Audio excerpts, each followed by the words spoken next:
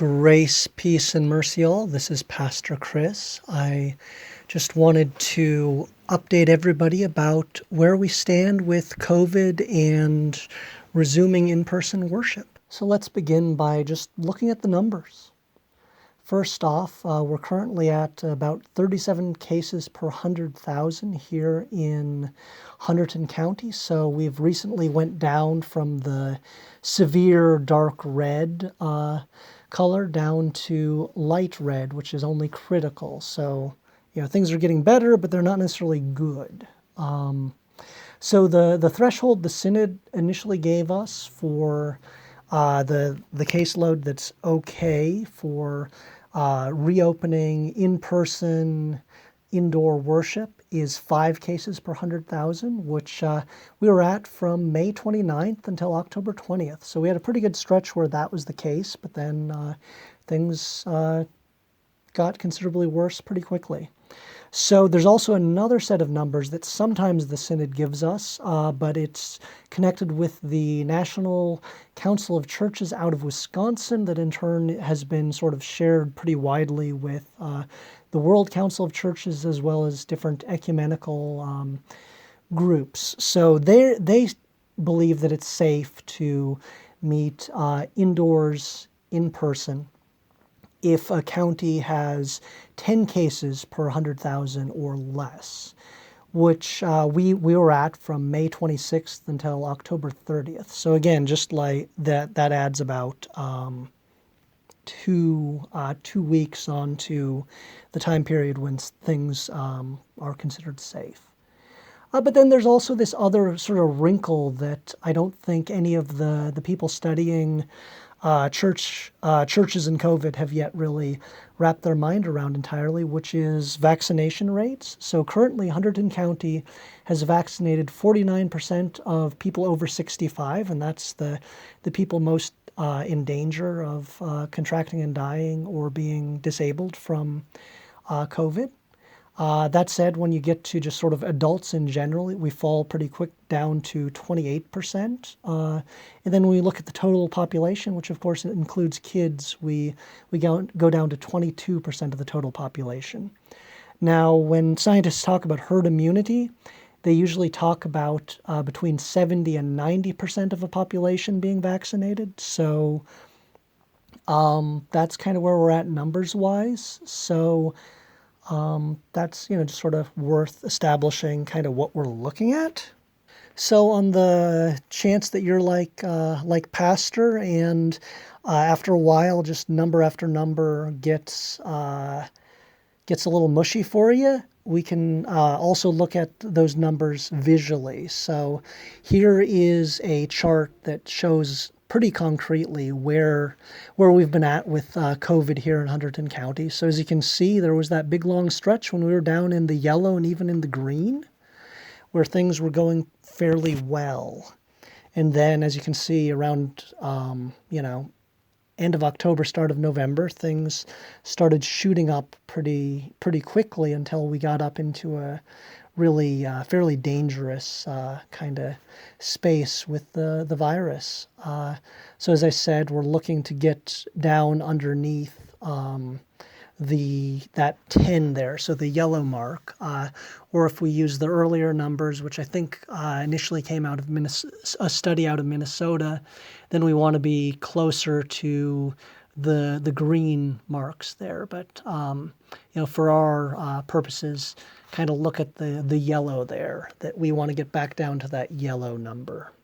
So on the off chance you wanted to get a sense of where we're at as a county and as a state compared to the rest of the country, here is a map that shows the whole United States. As you can see, all of New Jersey, every single county is currently in a critical area, and all the counties surrounding us, both in Pennsylvania as well as up in New York, are also in critical stages. So we're doing fairly bad. We're sort of on a similar space as maybe Minnesota there. So the only state that's really doing worse than us right now is Michigan. So yeah, it's worth just getting a sense of where we're at in comparison to the rest of the country. So not to belabor things, but as you can see, if I was in Eugene, Oregon, we'd be in a very different spot. We'd be in sort of an orangey yellow kind of space. For that matter, if we were in Hot Springs, South Dakota, we would be in yellow. We'd be in a space where it would maybe make sense to be meeting in person. But we're in New Jersey, where we are bright red, every single county. So one of the questions that folk have asked me somewhat regularly is, Pastor, when are we going to be meeting in person, indoors again? What's the date? I just want it in plain black and white, right? Something I can mark on my calendar. And I wish I knew. I mean, that would be an amazing thing if I was able to know the trajectory of this virus. I mean, I think everybody who's tried to come up with a firm date on pretty much anything has been off, because this is just a very strange, novel virus. That said, our state, the state of New Jersey, has said that 4.7 million adults will be fully vaccinated by June 30th, and this is the point at which scientists seem to think that we'll have some level of herd immunity, and that we should be able to, as a state, kind of get back to something resembling normal. Alternatively, there's some folk talking about nationally that by June 10th, we should be hitting about 70% vaccination for the country as a whole. And of course, the president went on TV and said that things should be going fairly well by the 4th of July, that we'll be able to declare independence from the virus. So those are a couple other dates that people have been putting out there.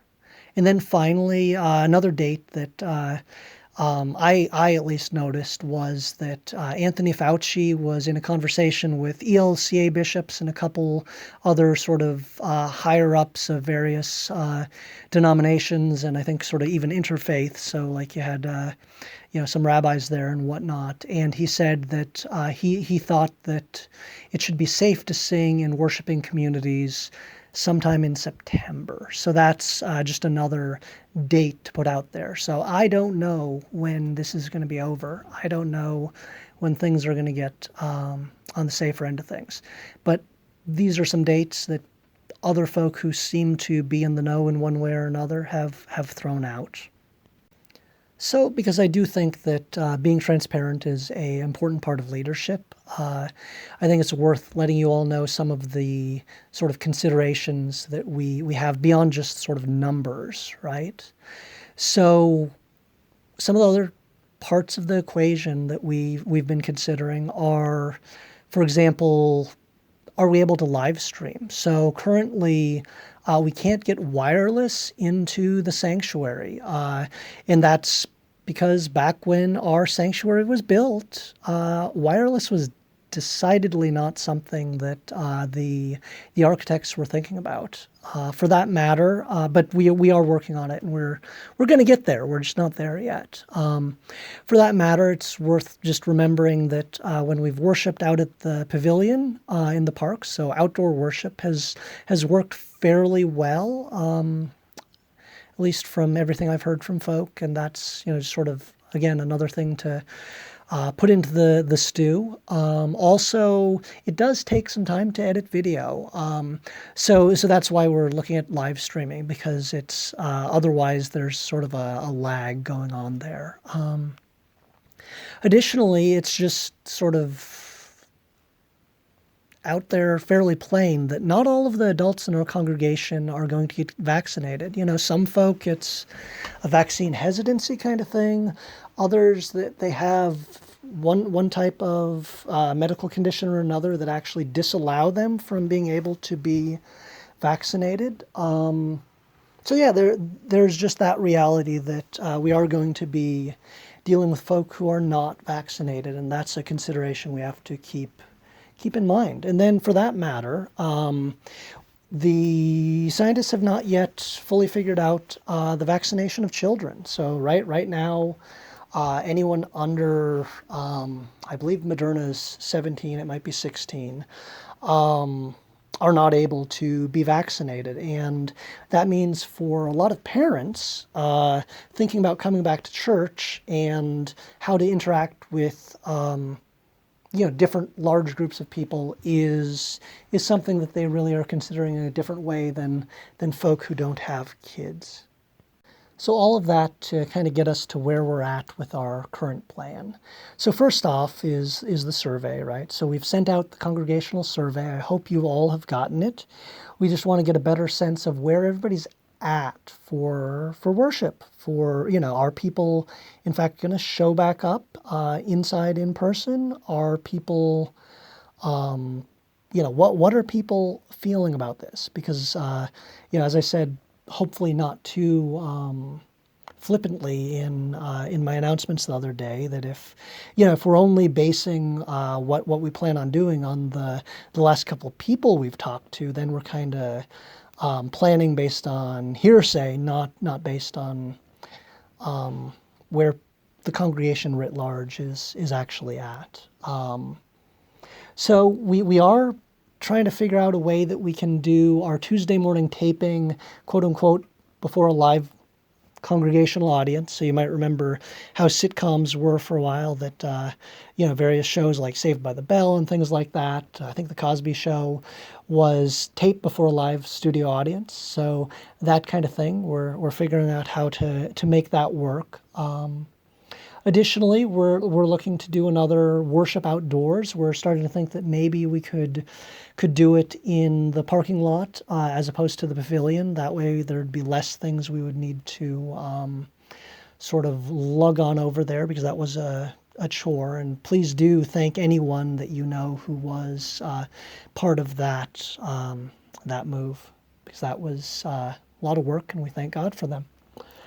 Another thing that we're doing, as I said earlier, we're working on boosting our wireless so that it'll, in some way, shape, or form, get through our stone walls, be it through one of the doors or through a window, something like that. So we're getting there. We're experimenting with repeaters, and hopefully soon we'll do that. That way, those who are not able to worship in person indoors for one reason or another, or are uncomfortable with doing that, or have just sort of formed a habit of that, in fact, and have been able to attend in that way, in a way that they haven't been able to attend before, that they'll be able to still participate when we get back into in-person indoors worship. So the plan is that 2 weeks after Hunterdon County drops below 10 cases per 100,000, we're going to move to in-person indoor worship. So that 2 weeks is, on one hand, to make sure that it's not sort of a fluke and everything shoots back up, but also to give us time to prepare, right? That there is going to be some logistical hurdles to get over in order to get to a point where we can be back doing that. Then finally, we will be live streaming that service for the sake of households who remain at home. So that's the plan. Now, one of the questions that have came up, and I think that might be partially the way I've presented some of the how we think through in-person indoors, but also I think it's on the mind in larger society right now, which is, will only vaccinated members be allowed in worship, right? And this is a very real conversation that clergy are having all across the country. If you go in any either ELCA pastor or just clergy group in general on social media, this is one of the big topics, and people really have strong opinions on both ends of it. So on one hand, there's the extreme of that the ushers are going to sort of act as bouncers to check vaccination records. Now that, I think, is on one hand, so the case for that is that it would make everything easier and it would ensure safety, right? I mean, if everybody is vaccinated, then there's just so much lower of a chance that anybody's going to get sick, right? On the other hand, That's a super invasive thing, right? To say, hey, show me your papers, right? That's something else. It's frankly unwelcoming and it's excluding, and that's not what we look to be as a church. So just to clear any fears, right? When we're back to in-person indoor worship, we aren't going to be checking your papers.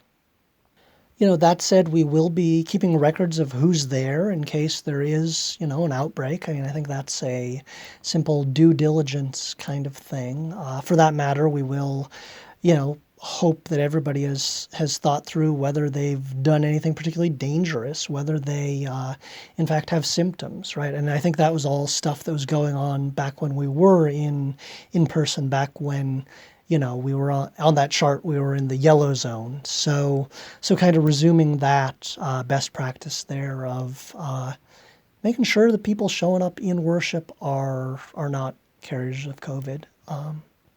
So while we're on the topic of building use and what it's going to be like to move us as a community back into the building, we do have some groups who are starting to meet again in the building, and we have some rules of the road for them, for any group that's meeting regularly in the building.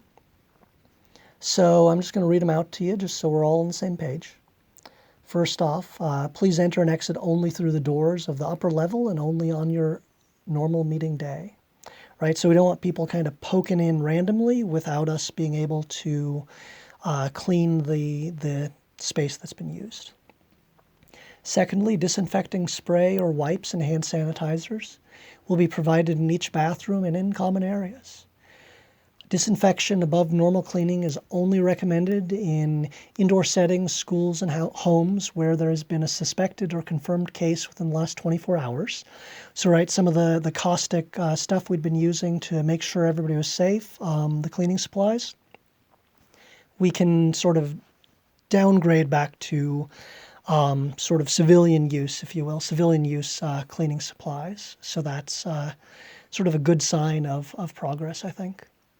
Also, all executive orders by the state of New Jersey and guidelines set forth by the CDC shall be followed, including but not limited to limits on the numbers gathered together, self-quarantining from travel, 6-foot spacing, and use of masks, right? So there's some things that we're legally obliged to do, right? That the state requires of all organizations that are gathering together that we are agreeing to do, right? So that's part of what we're up to.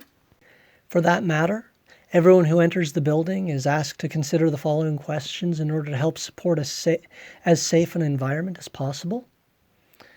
Are you ill with fever, chills, shortness of breath, or difficulty breathing? And if yes, please stay home and recover, right? Please, you need rest, not interaction. In the past 14 days, have you been in contact with anyone who's had COVID-19? If yes, please stay home for the full 14 days. Are you currently waiting for results for your own COVID-19 test? If yes, please stay home until you know the results. Have you tested positive for COVID-19 in the past 14 days? If yes, please stay home for the 14 days before entering the building. Have you been in a high-risk setting in the last 14 days, air travel, travel outside the U.S., that kind of thing? If so, please consider avoiding entrance to the building for 14 days. Number 5, the group using the church building shall immediately notify the church should someone who has been in the building develop COVID-19 symptoms, test positive for COVID-19, or had close contact with somebody who has. Right? So if you end up contracting COVID in some way, please let us know so we can make sure everybody is safe, they'll be able to contact trace, all those good things. Then finally, the group using the church building is responsible for maintaining accurate records of persons who have been in the building within their group. So by way of summary, we're still in the red zone, as are all the counties in our immediate area and all the counties in our state. That said, cases are in fact going down. So we don't have a date for resuming in-person indoor worship because it seems like every time somebody kind of decides a date where things are going to get safe, they fall through, right? That it's more of a follow the numbers kind of thing, not a choose a date and hope. So that's in fact what we're doing. We're going to be following the numbers. We're going to be planning to resume in-person indoor worship when our county, Hunterdon County, gets down to 10 cases per 100,000. So 2 weeks after we hit those numbers, we are going to be together indoors, and that will be a very glorious day. I've been waiting to actually see what y'all look like and where y'all sit and all that just basic stuff, right? I've been waiting to do that since I was called here, and it's been good to see, though, those few instances where we've been doing outdoor worship, but that's still not quite where we're at. So all that to say, keep looking at those numbers, keep your eyes peeled. I look every morning. It's the first thing I do when I get up after I read a chapter of the Bible. So, pretty important thing to keep front and center. So once we get down to 10 cases per 100,000, we're to the races, as they say. Now, we also have updated our guidelines for groups using the building because we've started to kind of loosen that aspect of things because it's small groups. It's not a whole lot of people getting together, which seems still relatively safe as long as we're following all the protocols. Now, that's it. In the meantime, we're trying to do what we can to worship as faithfully and as fully as possible, and we're also doing things to prepare for when we will be worshiping in person indoors. So I hope this has been informative. I hope it helps you all know kind of where we're at, that we're being open and transparent about our planning for Spruce Run and for our life together in community. So with that, God bless each and every one of you. Bye.